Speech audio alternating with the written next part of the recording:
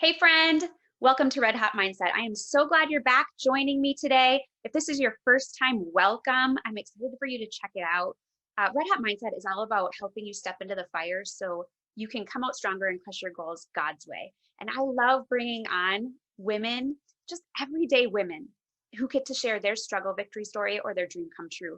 And I'm excited for today's guest. She's somebody that I met networking. She's a fellow coach, and I met her online, and she has a wonderful message. She's a faith-filled woman, and I know you are going to resonate with her story today. Nicole Scipio is a life coach for busy women. She helps women manage their time and achieve their goals. She desires to help them make time for what matters most. April is the author of Opt-in, 5 Practical Ways to Maximize Your Life, and His Grace, a 30-day devotional, as well as the host of the Live, Love, Lead podcast. With a bachelor's degree in business and a master's degree in education, she uses her education and work-life experiences to make a difference in the lives of women globally.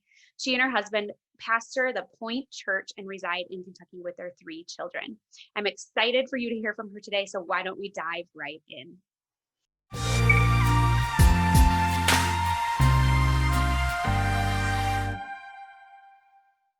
Hey, April, thank you so much for joining me today on Red Hot Mindset. I'm excited to have you here. Thank you so much. I'm very honored to be here. Yes, I love, and here's one thing I kind of mentioned before you got on that we met networking kind of in Facebook. We met online, and I love that because I never really realized that that was possible. I was kind of like, no, you never know about those online relationships, but I love how they flourish and how we can really bounce ideas off of each other and really grow together. And there are communities like that, and I think that's one way to find communities is that online aspect. Absolutely. Yeah. So before we dive in, because I'm excited to hear your story, and I think it's going to resonate a lot with my listeners today, but I would love for you just to share whatever you want with us. Just share a little bit about you and your family, where you're from. Sure. Well, like you said, April Nicole Scipio, and I am the founder and visionary of Live, Love, Lead Media, which is a company where we equip women of faith to live, love, and lead well in both their personal life and their business. I get to run that business full time, but I'm also a mom of 3 amazing kiddos, and I have one in elementary, one in middle, and one in high school this year. So I'm covering all the whole spectrum of school life is happening right now. I'm incredibly blessed to be married to my best friend who happens to also be my pastor. And so there's just a unique dynamic even there. My husband and I, we planted a church in our town almost 4 years ago. And so just being a helpmate to him and also a mom and an entrepreneur, my life stays very, very busy. Also love to write and speak and podcast and all the things. So I just take one day at a time, girl, trying to live every day on purpose. I love it. That's all we can do, right? And I feel like Yes. sometimes we do let the days or the busyness create worry in our life. And really, God calls us to live one day at a time. He says, don't worry Yes. about those things. They're going to have whatever's going to happen is going to happen. So just worry about today and do your best in the day, right? And so I think Yes. so we're going to talk about how you established essentially your dream job, but it didn't start here. You didn't have this idea initially. Tell us a little bit about the role that you were in before you launched your business. Yeah. So I actually, before I launched my business, I was in education for about 15 years. And I started off as a teacher and then was able to move up in some lead teacher roles and then finally went into administration. And so I had been in administration for about 2 years, and just the communication with me and my leadership. And let me just say, I worked for a Christian organization. And so the leadership structure is very different than in a public sector or public school. And so there's a school board and then there's me. There was no like a union or there was nothing like that. And so the relationship between myself and my board got a little bit shaky when one day I had an email that was accidentally forwarded to me. Like I was not supposed to get it. And it said so many negative things about me and my job performance. And it literally like took the breath out of me. because I had never got a negative evaluation. I never got any negative feedback. Like, it literally was a complete shock. And so I remember reading the email and I'm like, oh my goodness, like my heart was sinking. And that day after school, another board member who wasn't the board member who accidentally forwarded me the email, a second one, I guess, found out it was forwarded to me. And so she came to me, oh my goodness, are you okay? I'm so sorry. We want you to know we love you. Like, making sure I guess she was trying to feel me out, but I was just like playing it cool the whole time. Like, okay. And I was like, I'm fine. It's okay. But that after that, it led to a lot of meetings, a lot of tears on my part because I was very confused. Here I was, what are you, this one board member who had said all these negative things about me to the entire board. I'm like, can you tell me what you're basing this on? I know I'm not perfect. I have a lot of things I could obviously work on, like we all do. If you want a list of them, I'll give them to you. But what's in this email, that's not it. These are not the things I need to work on. And there were things that were very subjective. Like, one example was April doesn't take ownership of her job. And I was just like, what do you mean? Like, I work 60 hours a week. I'm involved with my families. Like, I didn't just come to work. I was at my students' baptisms, at my students' ball games. I'm at when their grandparents passed away, I'm at the funerals. Like, I literally felt like I was pastoring this student body. And so I was just really, probably of all the things in the email, that was the one that bothered me the most because I knew it was so far from the truth, so far from the truth. And so lots of conversations happened. And basically, I just said, you know what? I would like a formal evaluation at this point, because if you guys as the board don't think that I'm doing my job, then I need to know that. I need to know the areas where you think I'm lacking so that we can figure out a plan, basically. I was refused a formal evaluation. They said no. They said, the school board president basically said, we're going to take what's in this email and we want you to come up with an action plan on how you're going to address these things in the email. And I was just, my mind was blown because I'm thinking, I'd rather be spending my energy coming up with a plan on things I actually need to work on. But I was like, okay, everything I'm asked to do, I just did it. And so I pretty much came up with this bogus action plan. I'm like, fine, I'll play the game. You want me to come up with an action plan based on these things, which are completely ridiculous? I will.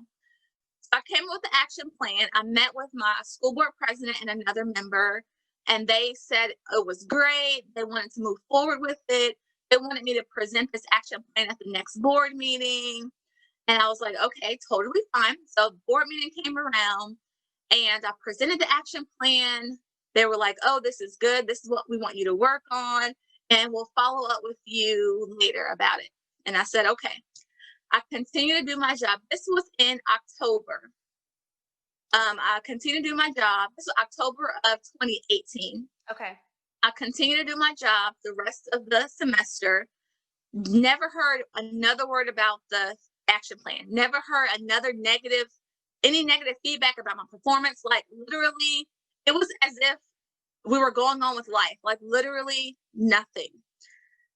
We go to Christmas break, and the Saturday, now we're supposed to start school from Christmas break on Monday. On Saturday at 8 p.m. or maybe 8:05, it was right after 8 o'clock at night, I get a text message from my school board president that says, we need you to come to a mandatory meeting tomorrow at 1 p.m., which would have been Sunday. Now, mind you, my husband and I, we pastor a church. Right. And ironically, that Sunday was actually our church's anniversary. And we had not only church, but we had like just other special things happening to celebrate.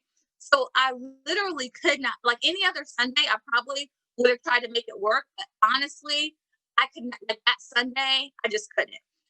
So I texted back, I'm so sorry. We have plans at church. I apologize, I can't make it. But I'll be happy to meet with you first thing Monday morning.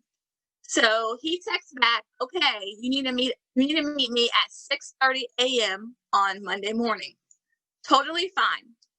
So it's about a 40-minute drive from my house to the school. So I had to arrange for my husband to be able to take the kids to school that day because the kids attended the school where I was leading at. Mhm. So I drive to the meeting. It's at 6:30 in the morning. I walk in, and I just got this feeling. Like when I walked in, it wasn't the entire board. It was the board president and then two other board. I sat down, and the board president looked at me and he said, we don't like this is how we started the meeting. We don't like the way things have been going. So you can either resign today, effective immediately, or you can continue to work here and we'll go through the process of firing you.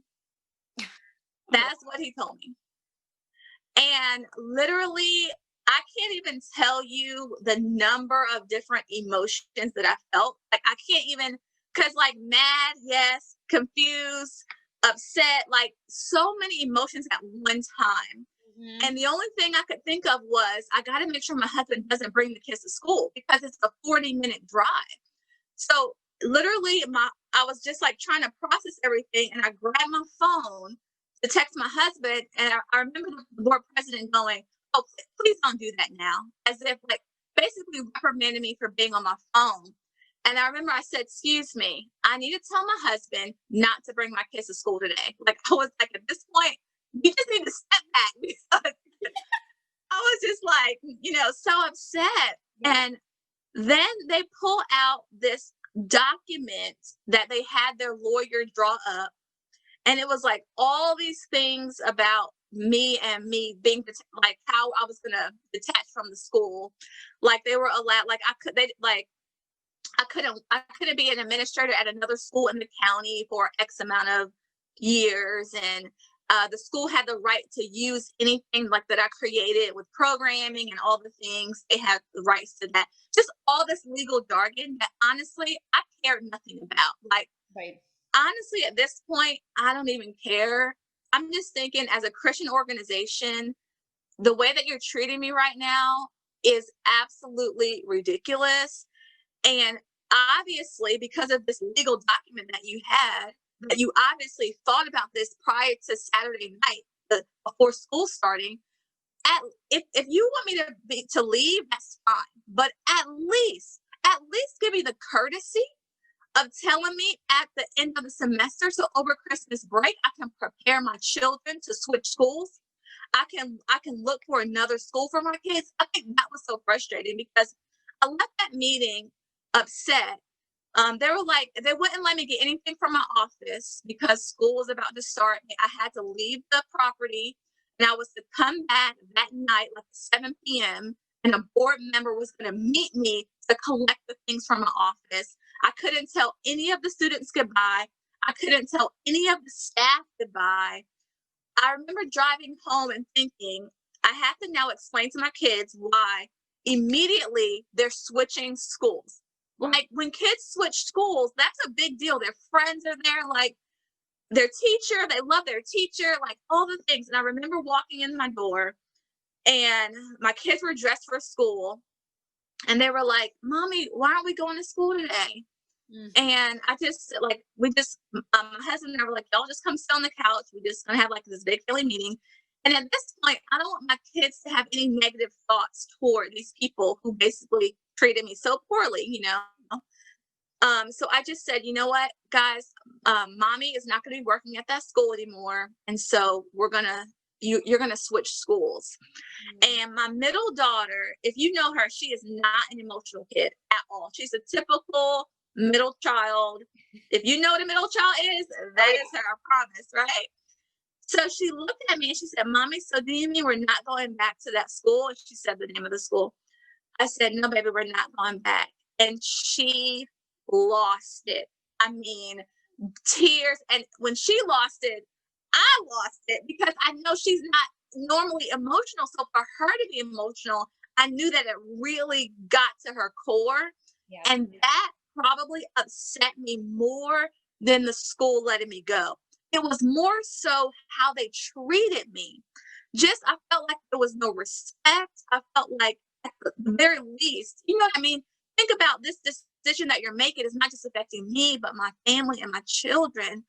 At least have the common courtesy, right, to communicate with me. I was so livid. I was upset, so upset. Oh man, I would be too, because you're right. It didn't just affect you, it affected your family vibe, it affected your kids. And I would Yeah. think that, especially as a Christian organization, that they would have thought about the kids first too and thought, how do we make this transition better if that's really Yeah. what they wanted to do? And Mhm. yeah, I agree. Yeah. Like, give you all of Christmas break. Why are you having to worry about this over Christmas break? I know. It was crazy. And I guess they thought they were doing me a favor when they said, because with it being a Christian school, you know, I still, even though I worked there, I still paid for my kids to go to school there and all that stuff. And they said, if I wanted to help with the transition, I had the option of allowing my kids to still go there. And I just thought, really? Like you're treating me like this and you want me to still trust you with my kids?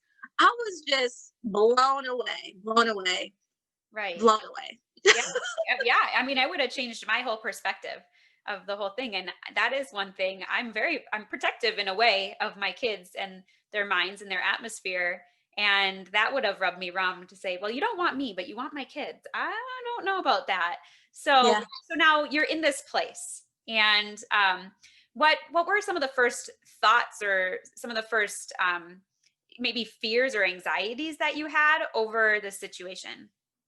Yes. So my first thought, obviously, you think, okay, this is my job and I have to make money for my family. That's like the first thing you think about. But my husband, our church was entering a period of 21 days of prayer. It was like at the first of the year. And so he said he don't look for a job right now. Take the 21 days and just seek God. And I really had peace about that. I'm like, okay, I didn't feel pressure from him. Like, you better find a job. And it probably is because of our history. So being pastors, we've moved several times. Like this is not my first time without a job. This is not like he's not had jobs before. Like just being in ministry, I feel like our whole life is like this big. Okay, God, what do you want us to believe for now? You know, all the ducks are never in a row. I feel like it's like we're always believing for something.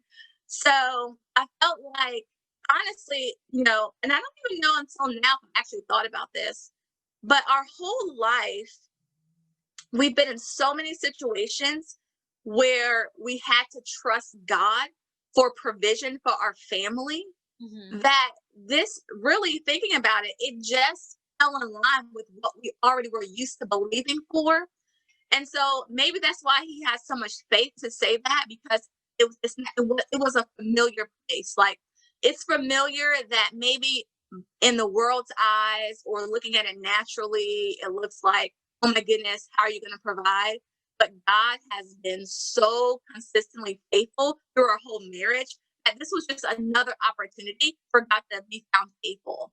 And so my husband was like, don't look for a job right now. Spend the 21 days seeking God, and then we'll see what you want to do. And he said, you know, whatever God tells you, whatever you decide, I support it. Like he made that very clear. He's all in for whatever happens. So I'm like, all right, God. So I'm thinking, I'm seeking God, I'm praying. I'm like, God's gonna give me this big revelation. You know, I'm gonna see the big billboard, like, do this, you know. No, literally 21 days. It was not just prayer, like it was 21 days of prayer and fasting, right? So I'm like, oh, I'm really gonna hear it, right? One word. God gave me one word. All he said was, well, I guess two words, be available. Mm. Literally. That's Wow. all I heard in the 21 days. I'm like, Lord, what does that mean? He just kept saying, be available. I just heard that so clearly. I'm like, okay. So in this 21 days, I'm like, telling my husband, like, well, I've been seeking God about what I should do. And only thing I know is I'm supposed to be available. Like that's all I got. I got nothing. So I was like, okay, what does be available mean? So I'm like, what I didn't know is that if I went back to another job in a school or if I went to a corporate job or any kind of 9 to 5 job, I would be on their schedule and I would not be available. And that's the only thing I was clear on. I had to be completely available for God, which meant I had to be able to create my own schedule. Mm. And I had peace about that. And so I started just reaching out. I've always had a heart for women. My whole adult life, I just love women. I love friendships. When I was younger, just had the best friends ever. But then when I started following Jesus, for some reason, I'm like, where are all the friends? Mm. Right? Where's everybody? And it was hard for me, which it shouldn't be, but it was hard for me to find like real solid friends once I started fully surrendering and living a life totally committed to God. And that really lit a fire in me like, wait a minute, as believers, we should have the most strongest, the deepest, the most meaningful relationships as believers. And so I think that also was stirring in me. And I'm like, I want to pour into women and make them be awesome and help them build community. And so I just started reaching out to women in my community. I started having coffee with them, lunch with them, and just pouring into them really. And I loved it.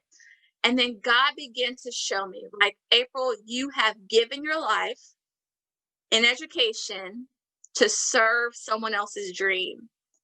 Mm. And there are a lot of women that get up every day and bust it for someone else's dream. And I'm going to give you opportunity to do something you love, your dream, but then I'm also going to equip you to help other women figure out how to go after their dreams. And I just went, when God told me that, I just went all in. And that's when I started doing life coaching and just found so many women who their heart was to give, right? They gave to their families, they gave to their jobs, even, given to their communities. But they would say, if anything's left over, then I'll invest it in myself and what I'm passionate about. And honestly, there's never a time when you have that time, energy, and effort left over. And we deceive ourselves into thinking that we can serve other people out of emptiness when we don't take the time to fill ourselves up and do the things that fulfill us. Like, we need to do that. So we're in the best possible position to really serve the people that God is calling us to serve. And I just began to really work on routines and productivity and time management and how to set goals and really figure out how can I help women, these things that I didn't get to do because I worked 60 hours a week. Here I was fighting for a school board who wasn't willing to fight for me. I spent so much time, so much effort, so much energy into this job. And now what? And it was basically stolen from me, right?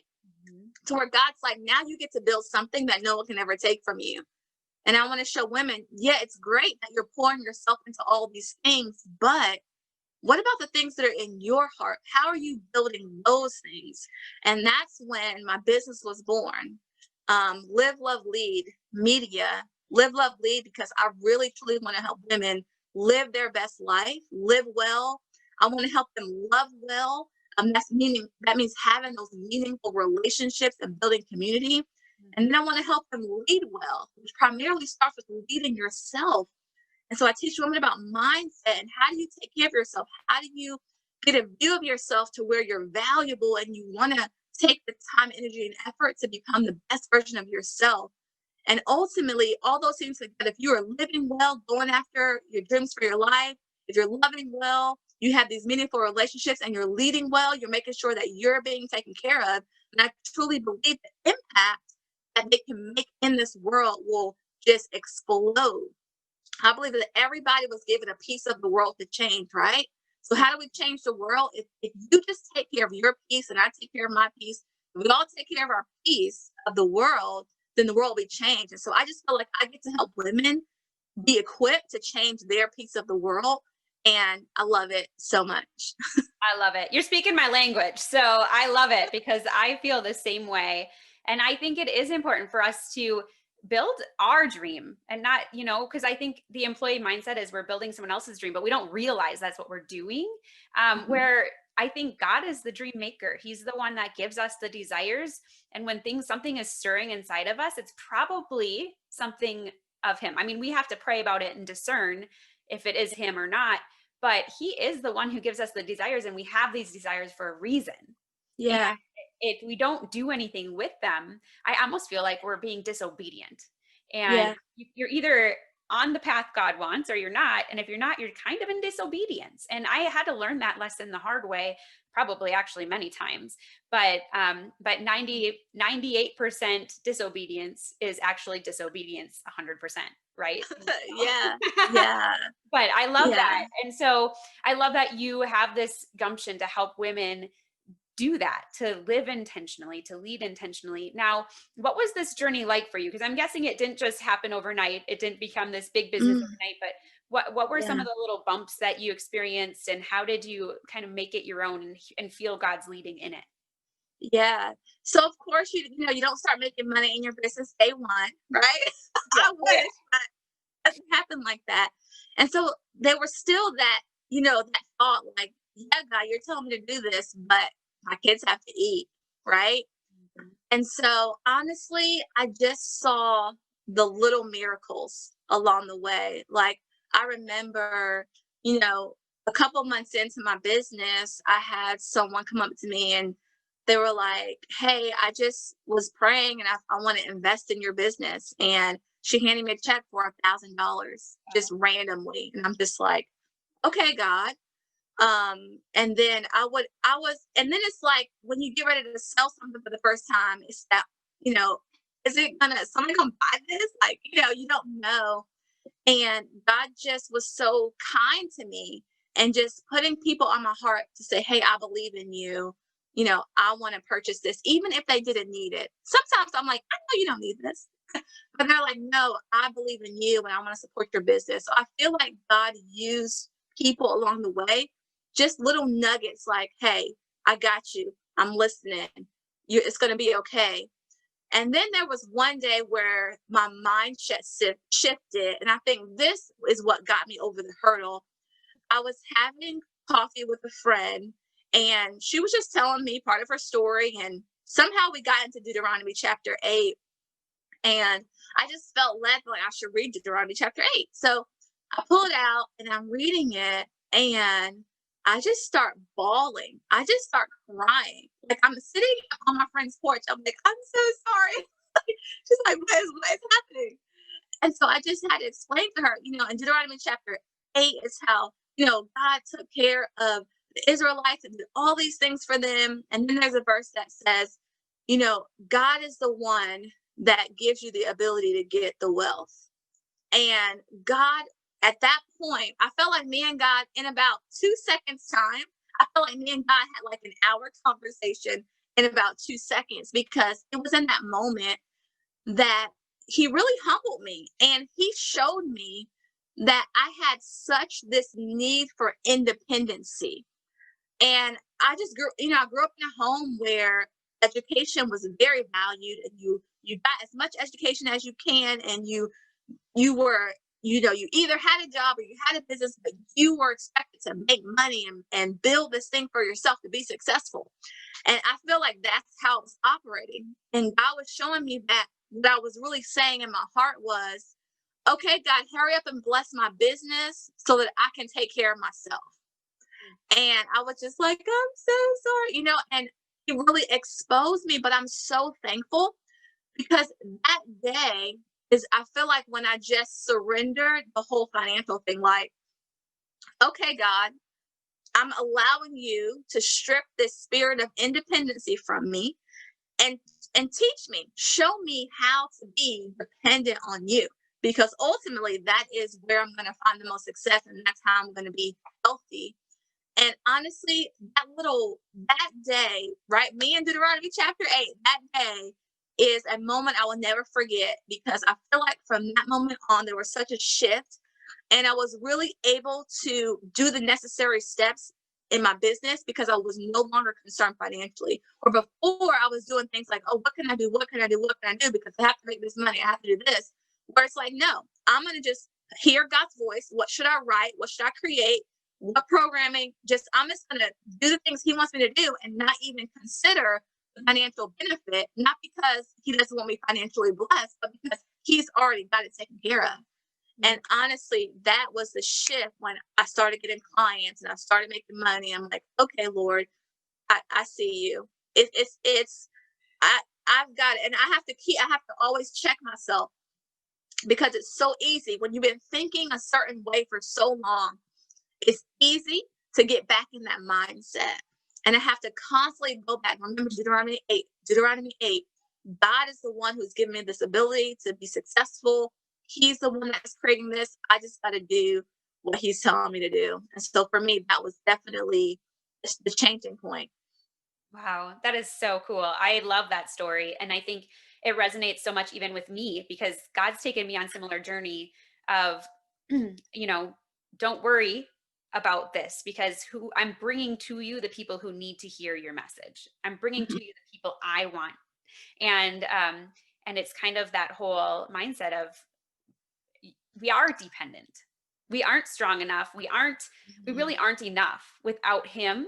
And if we don't let him take the wheel and lead, then we're missing something. We're missing that key factor that's going to actually make Mhm. this work. And I think that's huge. I think a lot of women struggle with feeling like they need to be enough or they need to be better or they need to have more confidence, more self-confidence, more something before they can do something. And we forget that our reliance really isn't on ourselves, it's on God. Yeah. And when we let go and we let him do the work and we just say, okay, I'm willing, he makes Mhm. things happen. As long Mhm. as it's in his will and this is the direction he wants, because what we do the work and he directs, I mean, his plans are ultimate, right? So whatever his plan is Mhm. for us is what's going to happen. But we have to Yeah. be willing to move because he can't do Yes. anything with a rock. Yeah. I mean, I guess he can, but you know what I mean? Like if we're not moving, if we're not in motion, he can't use us. Exactly. I always say it's hard to steer a parked car, Mm, right? You stay parked. How's it going to steer you which way to go? And yeah. so we just keep taking steps and allow him to shift us and turn us. And my business, it doesn't look the same today as it did when I first started. But what if I would have never started? Mm, I feel like the more you do, the more clarity you get. It's like, how do you get clarity? I truly believe you get clarity by taking steps. If I'm sitting still, I'm not going to be clear. And I mean, for example, I have a podcast. It's the Live Lovely podcast, but it didn't start off like that. It started off with, I called it Blazing the Trail, right? It was a Blazing the Trail podcast. We're a member on Blaze Our Trail. It was awesome. And a couple episodes in, I just didn't have, I was like, nope, that's not it. mhm. So, but then I was like, okay, live, love, lead. And so it's like I had to start somewhere. Yeah. You have to give yourself permission to be terrible. Like for real. Like you just gotta start. And it's not gonna look pretty. It's not gonna be how it's gonna be in the future. You just gotta do something. And then you believe as you take steps, God refines and gives you clarity and all the things. And so you're exactly right. We gotta be moving. Yeah, I love it. I love it. So now looking back at your experience with leaving that job to moving into what now really God called you to do, you wouldn't have seen it back then. Hindsight's 2020. But what can you glean from that experience? Yeah. I think the most important thing is to always just be open. Don't get comfortable maybe in what you're doing right now or the lifestyle that you're living. I say that, our hearts, we have to live in a tent in our hearts, meaning at any moment, God could take us and shift us and want us to put our heart into something else. And we've got to trust and be okay with that. Mm, Um, I mean, I truly believe that God can work everything out for your good. There's a verse, Romans 8, I think it's 8:28, where it talks about all things work together for good. But I really love it in the Passion Translation because it talks about every detail woven to fit perfectly into God's plan. And I just get this picture of God being this ultimate seamstress. Like there's this piece of fabric in our lives that it doesn't seem like it even makes sense. It's the wrong color. It doesn't even fit. It doesn't match. The patterns are all weird. But God can just take that piece of fabric and weave it perfectly into our quilt of our lives. And even if it's a little thread hanging out, a small little detail that you think means nothing, it can be so significant. God can take a little thread and just weave it perfectly into our lives. And so we just have to trust that. We've got to, if I look back, I definitely poured a lot of myself into my job, and I probably still would have done my job honestly to the best of my ability, but I would have given myself permission to take some of that energy and that effort to really dig deep into what I felt like the passion that God put on my heart. Not that I wasn't passionate about education, but I've always had a passion for women, but I wasn't doing anything with that passion. And so looking back, I would say, you know what? Yes, do well at my job, but man, be open and allow God to place your heart, in all the areas where he sees where it's best, where it fits best. I love it. That's great advice. I think, and all of anyone listening can take that advice and do something with it, because any season that we're all in a certain season, we're all in different seasons, and God can use us right where we're at. And he wants to use us right where we're at. We need to be joyful in whatever it is we're called to do right now. But you're right, hold loosely to every role, to everything, because God could call us to shift in an instant. And we need to Absolutely. say yes, right? And if we say yes, we know that he's got our best in mind, and he will lead us through. So I want to know, as we wrap up, what are you most excited for as you embrace the future? Yeah, I want to make a global impact.